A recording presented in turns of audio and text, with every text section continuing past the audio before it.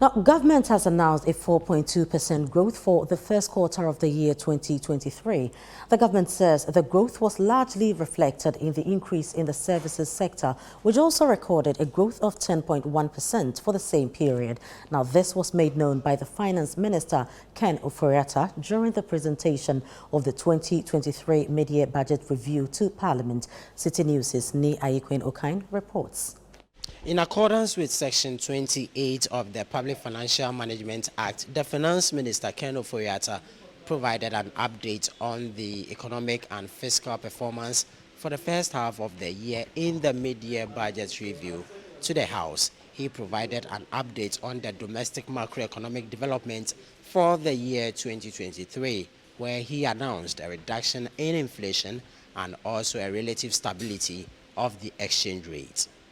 Overall, real GDP growth declined 5.1% in 2021 to 3.1% in 2022. This was lower than the 3.5% projected for the year. Non-oil GDP growth declined over the period, recording a growth of 3.8% compared to 6.6% recorded in 2021. Headline inflation accelerated consecutively from 13.9% in January to 29.8% in June and to a peak of 54% in December 2022, following the sharp currency depreciation and surge in commodity prices. Interest rates broadly trended upwards across the spectrum of the yield curve, consistent with the tightening policy stance. The 91-day and 182-day Treasury bill rate increased to 35.48% and 36.23% respectively in December 2022, from 12.49% and 13.19% respectively in the same period 2021. Cumulatively, the Ghana Citi depreciated by 30.0%, 21.2% and 25.3% against the US dollar, the pound sterling and the euro. This compared with an appreciation of 3.5% against the euro and a depreciation of 4.1% and 3.1% against the US dollar and the pound respectively in 20. The government is indebted to the independent power producers to the tune of over $2 billion, with the IPPs threatening to shut down their plants if government failed to honor the debt owed them. In the presentation of the mid-year budget review to Parliament, the Finance Minister, Ken Ofori-Atta, says an engagement is ongoing with the IPPs on financial arrangements to ensure debt and financial sustainability in the energy sector. Mr. Speaker, although pension funds were exempted from the May DDP, we continue to engage them. Mr. Speaker, we are also engaging with the IPPs on debt relief and financing arrangements to achieve both debt sustainability for Ghana and financial sustainability for the energy sector. To address the impact of excess capacity payments on the economy, government has sustained collaborative engagement of IPPs.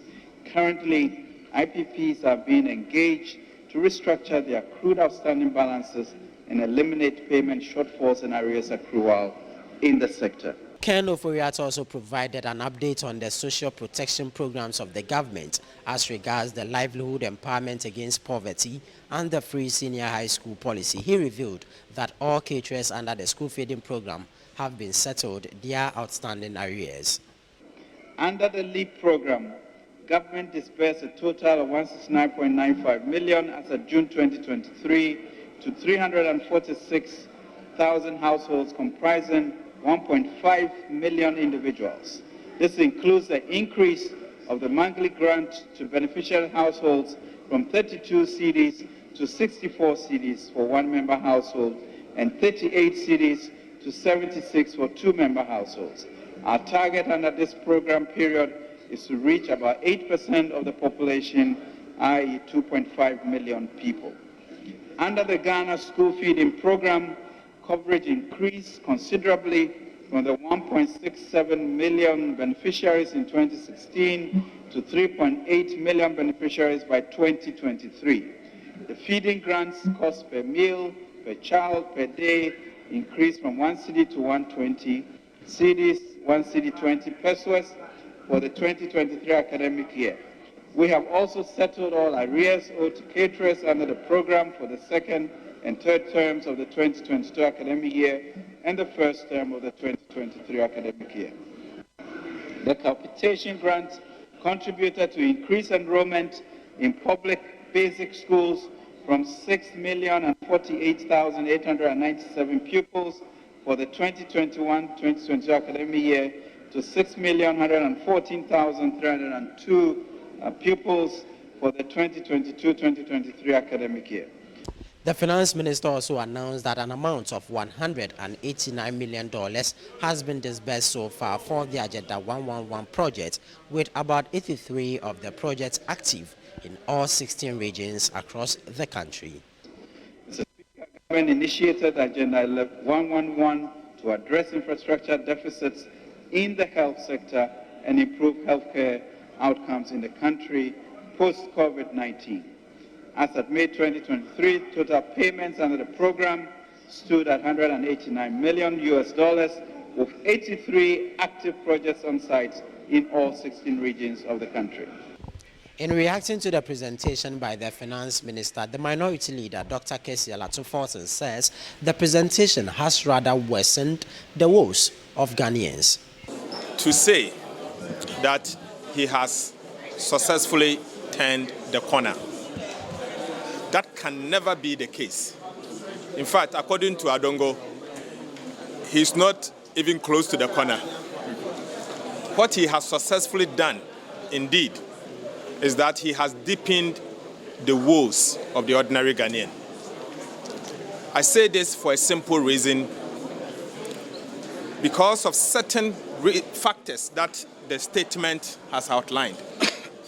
First, he has revised economic growth from 2.8% of GDP to 1.5% of GDP. This clearly shows that the economy is contracting and it is declining, and obviously is going to affect jobs and the welfare of the ordinary Ghanaian. The Ghana Citi has stabilized relatively because we have defaulted in the payment of our external debt.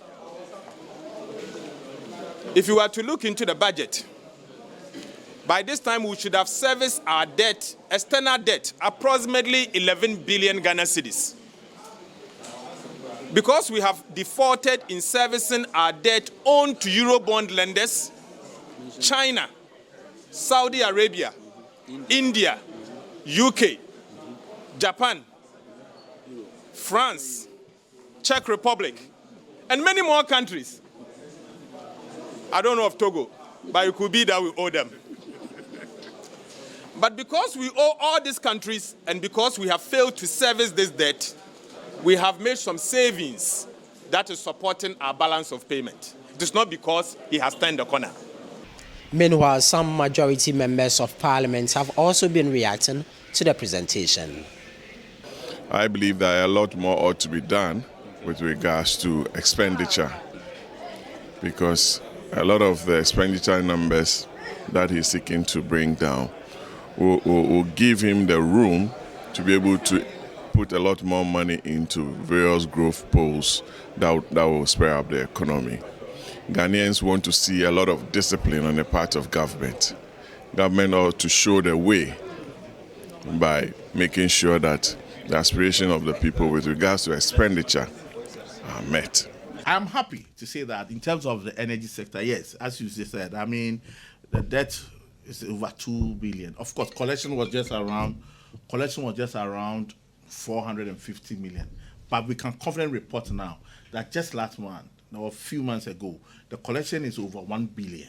Clearly shows that in terms of paying them, whatever we've assured them that the monthly payment is going to come is going to be sustained, because GCG have shown good faith that now the collection has been shot up. I mean, from 400 to over 1 billion is quite substantial. I would rather challenge the minister that we don't need to channel any funds to anywhere again. I mean, if we've promised them and ECG is doing the collection, I will entreat them that we should pay them accordingly and make sure that those monthly things, agreement that we've had with them go same, so that at least they can also be able to run their institution and run their organization.